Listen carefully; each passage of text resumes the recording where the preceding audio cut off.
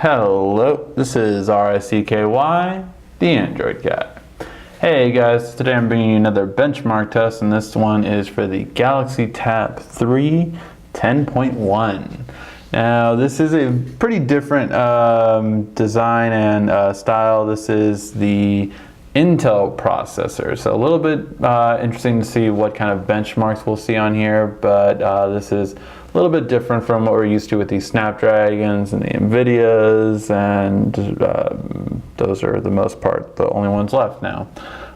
So this is Intel's Atom processor. It is a quad-core Atom processor, so you do have a 1.6 quad-core on here, and with a graphics card called the SGX 544, which has run games pretty well. We'll go over that a little bit better in the gaming review though. In terms of everything else, it does run the one of the newer versions of Android 4.2.2, and it is only, however, a 1280 by 800 screen resolution, so pretty low DPI, and only 1 gig of RAM as opposed to even the 1.5 that the 8-inch version has, or of course the 2 gig that's quickly becoming the standard. In terms of built-in storage, you have 11.6 gigs starting off out of the 16 gigs of storage.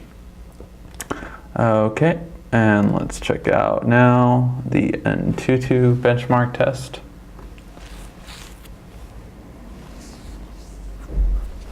And close that.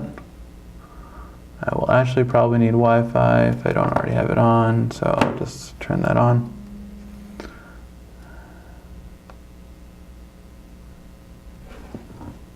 And now it found the Wi-Fi. And now we can test it.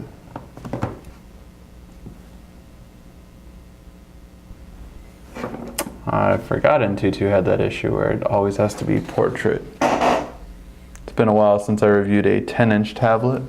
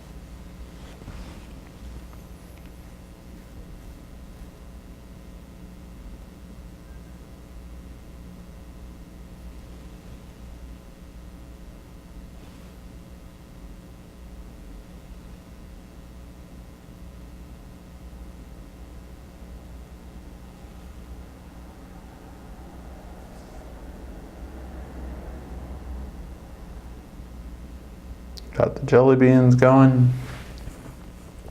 I'm going to zoom out so we can get the frames per second coming up.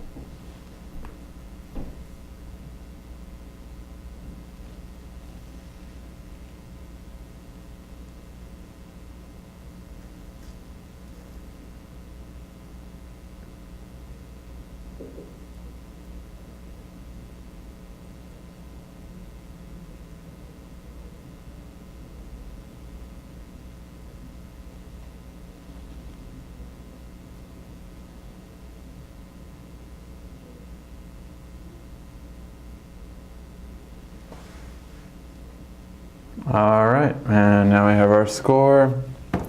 That is 2604. my memory serves me correct, that's actually not too bad. Let's check out the charts to see where it lies. Not too bad, not the best thing ever, but definitely pretty good. So above both the Note 2 and the S3, the Nexus 4, and the Xperia Z from this year, which is pretty impressive to beat a lot of other tablets that are out this year. It didn't beat the HTC One, which is kind of, so, you know, and the S4. So it didn't beat the higher Snapdragon processors, but it did do away with the older Snapdragon quad cores, which were on the Xperia Z and the Nexus 4. So pretty good standing for Antutu benchmark. And now let's check out the quadrant benchmark test.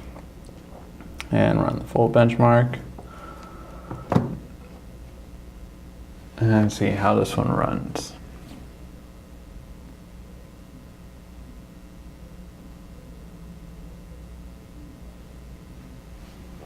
It's running through fairly quickly.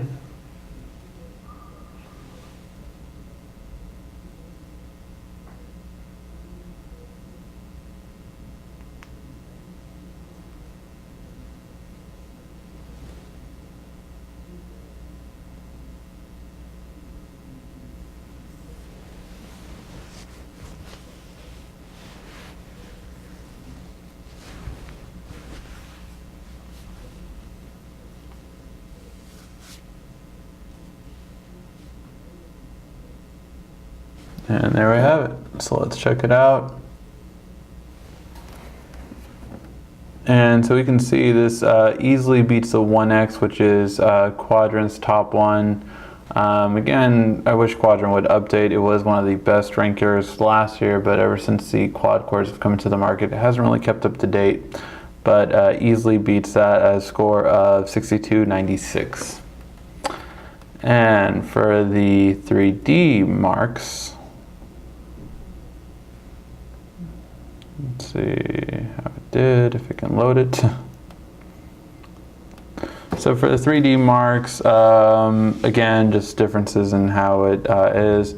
So for the regular standing, we see it at the 6305, which did score a little bit better than the average. But again, this was kind of like with the HTC J. So again, an older quad core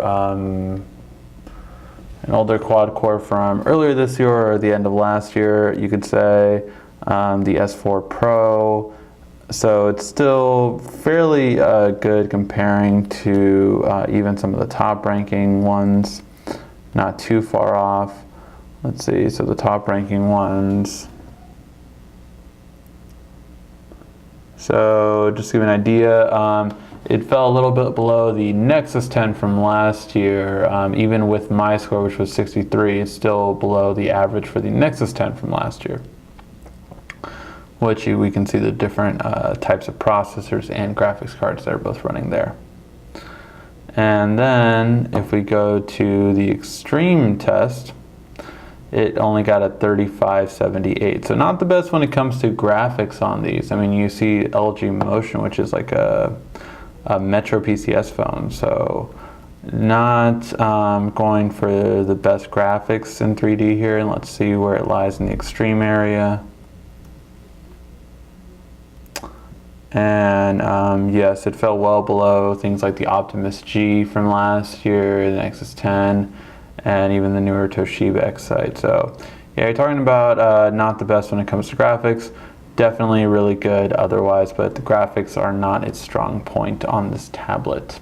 Alright guys, that was the benchmark test for the Galaxy Tab 3 10.1. If you have any questions, feel free to ask. This has been RICKY, the Android Guy.